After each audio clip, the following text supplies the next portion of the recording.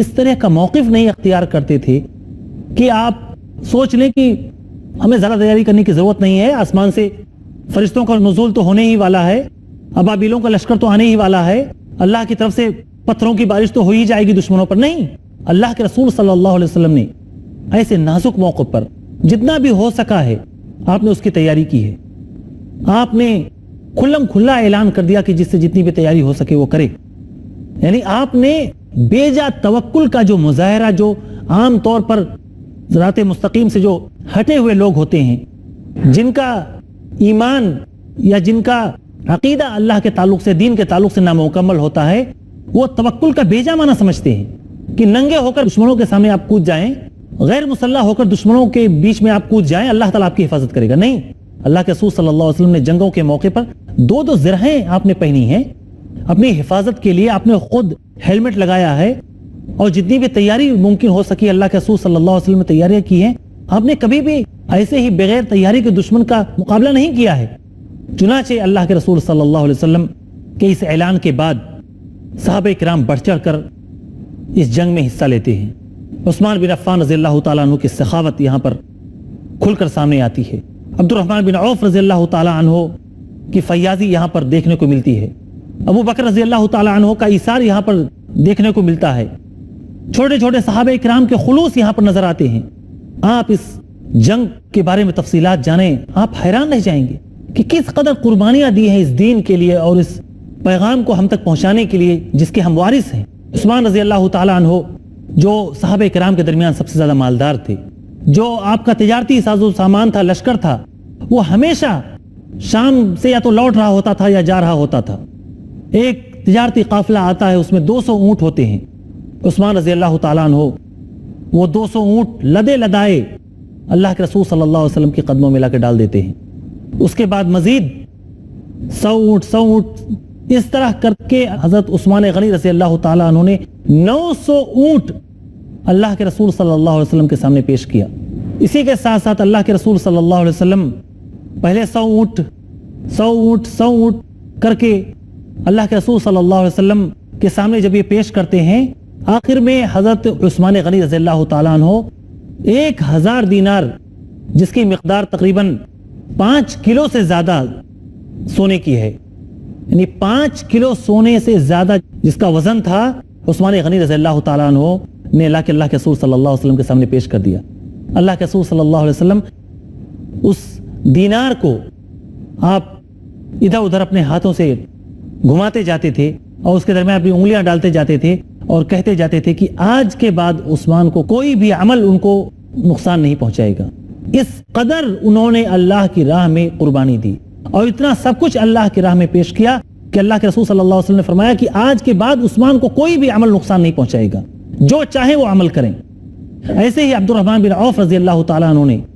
200 درہم لا کے آپ کے سامنے پیش کیا اور ایسے ہی بہت سارے اونٹ لا کے پیش کیے. ایسے ہی ابو بکر صدیق رضی اللہ تعالیٰ عنہ گھر کا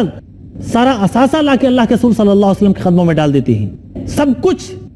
یہاں تک کہ عمر فاروق رضی اللہ تعالیٰ عنہ سوچتے ہیں اپنے دل کے اندر کہ میں نے سوچا کہ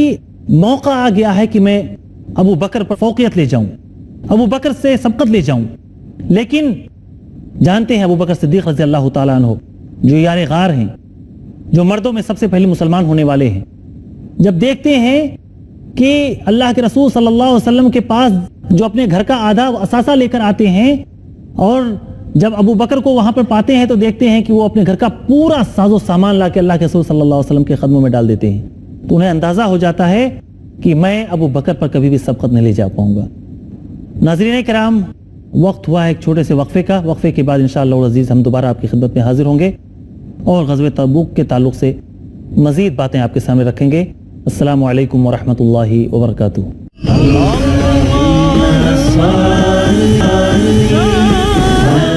السلام علیکم ورحمۃ اللہ وبرکاتہ. ناظرین کرام، وقفے کے بعد دوبارہ آپ کا استقبال ہے. غزوہ تبوک کی تیاری کے تعلق سے ہماری گفتگو چل رہی تھی اور ہم دیکھ رہے تھے کہ صحابہ کرام کس قدر بڑھ چڑھ کے اس میں حصہ لے رہے ہیں کہ عثمان غنی رضی اللہ تعالیٰ عنہ 900 اونٹ اور 5 کلو سے زیادہ سونا اللہ کے رسول صلی اللہ علیہ وسلم کے قدموں میں ڈالتے ہیں. عبد الرحمن بن عوف 200 درہم کے قریب، ابو بکر صدیق رضی اللہ تعالیٰ عنہ گھر کا سارا اثاثہ عمر فاروق رضی اللہ تعالیٰ عنہ گھر کا آدھا سامان آپ کے قدموں میں لا کے ڈال دیتے ہیں. ایسے ہی بہت سارے صحابہ کرام تیاری میں حصہ لیتے ہیں. ایک صحابی رسول سبع بن عرفہ رضی اللہ تعالیٰ عنہ تقریباً 13.5 ٹن کھجور اللہ کے رسول صلی اللہ علیہ وسلم کے سامنے پیش کرتے ہیں. اس طریقے سے تقریباً تیاری مکمل ہو جاتی ہے اور اللہ کے رسول صلی اللہ علیہ وسلم تبوک کی طرف کوچ کرنا چاہتے ہیں. یہ ساری تیاری ہونے کے باوجود، اتنا سب کچھ قربانی دیے جانے کے باوجود، چونکہ لشکر اتنا بڑا تھا کہ ہر ایک کے لیے سواری ملنا مشکل تھا. یہ ممکن نہیں تھا ہر ایک کے پاس ایک ایک اونٹ ہو یا گھوڑے ہوں. 18 آدمیوں کے بیچ میں ایک اونٹ ہوتا تھا. اللہ رب العالمین نے قرآن میں اس کا نقشہ کھینچا ہے سورہ توبہ کے اندر، لا اجد ما احملکم علیہ تولوا واعینہم تفیض من الدمع حزنا الا یجدوا ما ينفقون. اے نبی، بہت سارے لوگ آ کے آپ سے کہتے ہیں کہ اللہ کے رسول ہمیں بھی سواری دیجیے، ہم بھی آپ کے ساتھ چلنا چاہتے ہیں، ہم بھی اس کار خیر میں حصہ لینا چاہتے ہیں، ہم بھی اللہ کی راہ میں اپنی جان کا نذرانہ پیش کرنا چاہتے ہیں، لیکن آپ کہتے ہیں کہ میرے پاس کچھ نہیں ہے کہ میں تم لوگوں کو دے سکوں، کوئی سواری نہیں ہے ہمارے پاس کہ ہم تم کو سوار کر سکیں. تو وہ آپ کے پاس سے لوٹتے ہیں اس حال میں کہ ان کی آنکھوں سے آنسو رواں ہوتے ہیں، ان کے آنسو بہ رہے ہوتے ہیں اس غم سے کہ ان کے پاس خرچ کرنے کے لیے کچھ نہیں ہوتا ہے. اس بے سر و سامانی کے عالم میں اور اس تنگی کی حالت میں اللہ کے رسول صلی اللہ علیہ وسلم اپنے صحابہ کرام کے ساتھ تبوک کے لیے روانہ ہوتے ہیں. اللہ کے رسول صلی اللہ علیہ وسلم جب یہاں سے روانہ ہوتے ہیں تو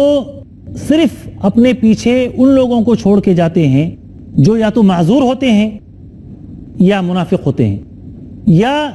وہ لوگ ہیں جو عورتیں ہیں جو عذر والیاں ہیں. اسی کے ساتھ ساتھ محمد بن مسلمہ رضی اللہ تعالیٰ عنہ کو آپ نے مدینے کا گورنر بنایا،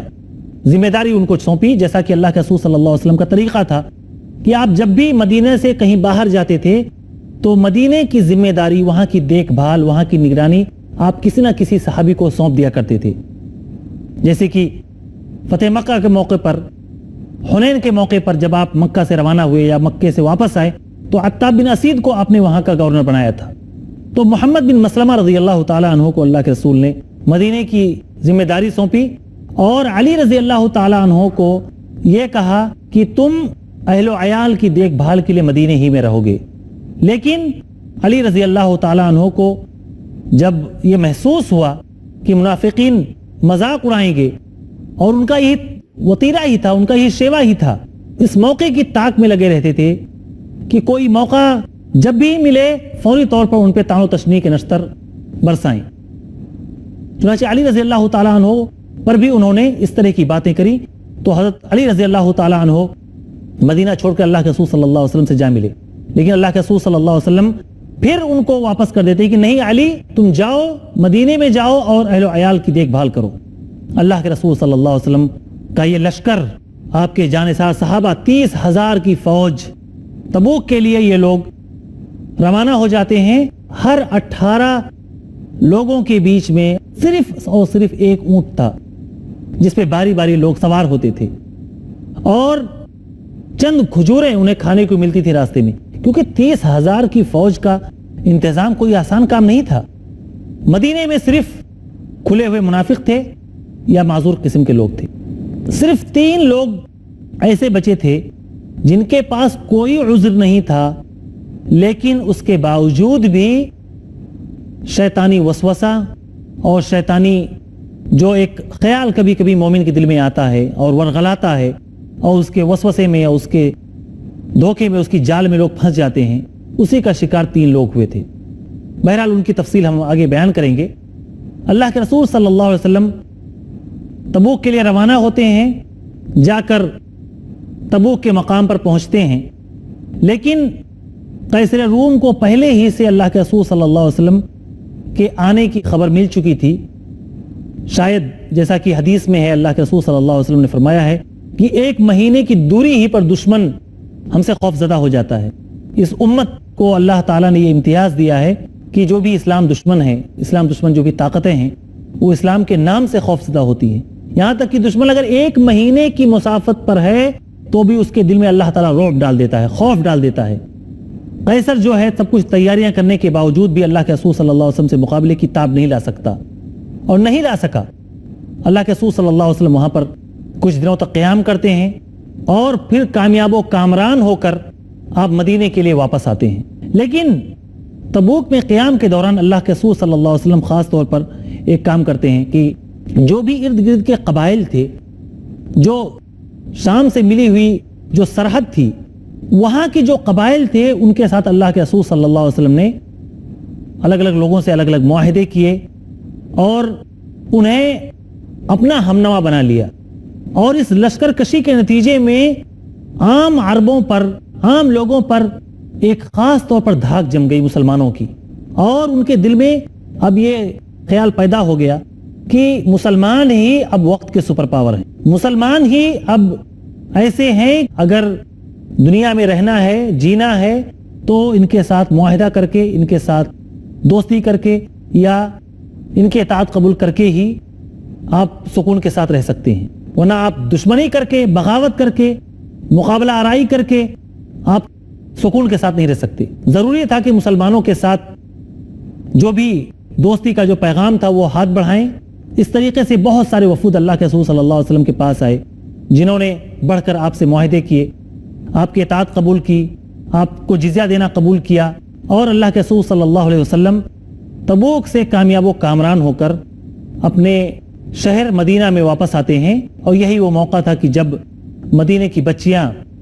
یہ شعر پڑھتی ہیں، طلع البدر علینا من ثنیات الوداع، کہ 14ویں کا چاند نکلا ہے ثنیۃ الوداع سے۔ ثنیۃ الوداع ایک علاقہ ہے مدینے کا، اس راستے سے اللہ کے رسول صلی اللہ علیہ وسلم تبوک سے واپس آئے تھے، تو مدینے کی بچیاں یہ شعر پڑھ رہی تھیں، اور اللہ کے رسول صلی اللہ علیہ وسلم واپس آنے کے بعد اب وقت آ گیا تھا کہ جو لوگ پیچھے رہ گئے تھے اب ان کی خبر لیں۔ چنانچہ ایک ایک کر کے منافقین اللہ کے رسول صلی اللہ علیہ وسلم کے پاس حاضر ہونے لگے۔ جانتے ہیں کہ جب مرض جتنا زیادہ شدید ہوتا ہے، انسان کے اندر بیماریاں جتنی زیادہ مضبوط ہوتی ہیں، وہ اتنی ہی جلدی عذر بھی پیش کرنے کے لیے آگے بڑھتا ہے۔ چنانچہ یہ منافقین جو تھے وہ بڑھ بڑھ کر اللہ کے رسول صلی اللہ علیہ وسلم کے پاس قسمیں کھا کھا کر کے اللہ کے رسول صلی اللہ علیہ وسلم، واللہ کی قسم ہمارے پاس یہ عذر تھا، ہمارے پاس یہ تکلیف تھی، بچے بیمار تھے، بیوی کو یہ تکلیف تھی، یعنی اس قسم کے ہیلے بہانے وہ لوگ تراشتے، اور اللہ کے رسول صلی اللہ علیہ وسلم ان کے ایمان کو ظاہری طور پر لے کر اور باطن اللہ کے حوالے کر دیتے اور کہتے جاؤ۔ اس طریقے سے سارے لوگ قسمیں کھا کھا کر اللہ کے رسول صلی اللہ علیہ وسلم کے پاس جا کے سوچتے تھے کہ ہم دھوکہ دے لے گئے ہیں۔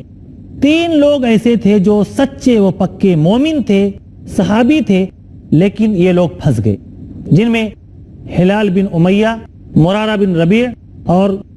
کعب بن مالک رضی اللہ تعالیٰ عنہ ہیں۔ یہ وہ 3 صحابی ہیں جن کا ذکر قرآن میں اللہ رب العالمین نے یاد کیا ہے سورہ توبہ کے اندر، کہ وہ 3 لوگ جو پیچھے رہ گئے تھے۔ عجیب و غریب واقعہ ان لوگوں کا ہے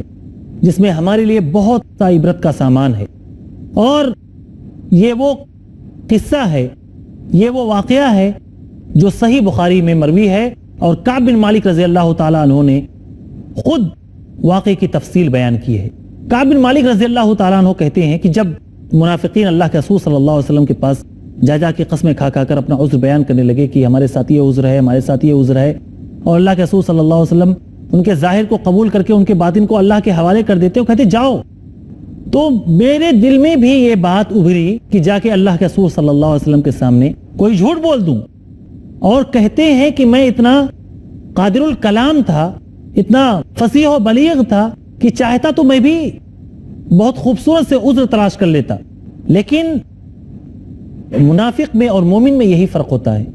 منافق دھوکے میں ہوتا ہے، وہ سوچتا ہے کہ میں سامنے والے کو دھوکہ دے لے گیا، لیکن مومن ایسا نہیں سوچتا، وہ جانتا ہے کہ میں بات کس سے کر رہا ہوں، یہ اللہ کے رسول صلی اللہ علیہ وسلم ہے۔ اگر میں نے ان کو وقتی طور پر دھوکہ دے بھی دیا تو اللہ تعالیٰ ایک نہ ایک دن مجھے بے نقاب کرے گا۔ وما ينطق عن الهوى ان هو الا وحی یوحى، اللہ تعالیٰ وحی کے ذریعے سے آپ کو ایک ایک چیز کی خبر دیتا تھا، تو اتنے بڑے واقعے کی خبر ضرور اللہ تعالیٰ دے دے گا، اور ایک دن میں بے نقاب ہو جاؤں گا۔ دل میں طرح طرح کے خیالات آتے تھے، لوگ آ کے مشورے بھی دیتے تھے کہ جاؤ اللہ کے رسول صلی اللہ علیہ وسلم کے سامنے بیان کر دو، اللہ کے رسول صلی اللہ علیہ وسلم عذر قبول کر لیں گے، تمہاری مغفرت کریں گے تو تم جا کے کچھ نہ کچھ بیان کر دو. لیکن کعب بن مالک رضی اللہ تعالیٰ عنہ نے ایسا کچھ نہیں سوچا. اللہ کے رسول صلی اللہ علیہ وسلم کے پاس آئے اور اپنی تفسیر بیان کی. مشاہدین کرام، وقت ہمارا ختم ہو چکا ہے، اس لیے ہم آپ سے رخصت لیں گے اور کعب بن مالک رضی اللہ تعالیٰ عنہ کی اس خوبصورت سے واقعے کو، جس میں ہمارے لیے بہت سی عبرت ہے، بہت سی نصیحت ہے، انشاءاللہ العزیز اگلی مجلس میں ہم بیان کریں گے، اگلی مجلس میں لے کر حاضر ہوں گے. تب تک کے لیے ہم آپ سے اجازت چاہتے ہیں. السلام علیکم ورحمۃ اللہ.